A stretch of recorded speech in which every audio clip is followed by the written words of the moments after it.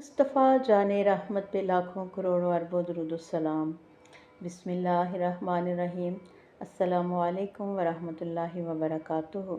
मेरी प्यारी इस्लामी बहनों और भाइयों, अल्लाह ताला हमें नेक लोगों की सोहबत इख्तियार करने, रातों को अल्लाह के सामने झुकने और अपने अमाल को इखलास से संवारने की तौफीक अता फरमाए, आमीन। आइए आज हम सूरह आल इमरान की आयत नंबर 113 का तर्जमा सुनते हैं। तर्जमा: ये सब बराबर नहीं है। अहले किताब में एक जमात ऐसी भी है जो हक़ पर कायम है, रात के औकात में अल्लाह की आयात पढ़ते हैं और सजदा करते हैं। तफसीर: अल्लाह ताला बता रहे हैं कि अहले किताब में सब लोग एक जैसे नहीं थे। इनमें ऐसे लोग भी थे जो हक़ को पहचानते थे, अल्लाह की इबादत करते थे, रात के वक्त अल्लाह की आयात पढ़ते और सजदे में झुकते थे।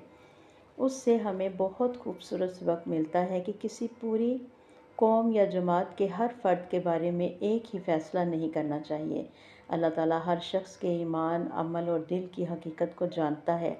और देखें, रात की इबादत का ख़ास तौर पर ज़िक्र फरमाया गया।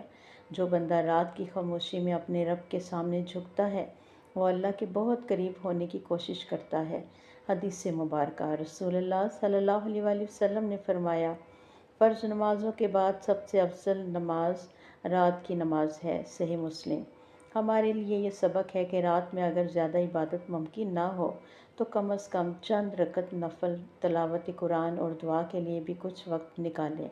असल चीज़ मिक़दार नहीं बल्कि इखलास और पाबंदी है।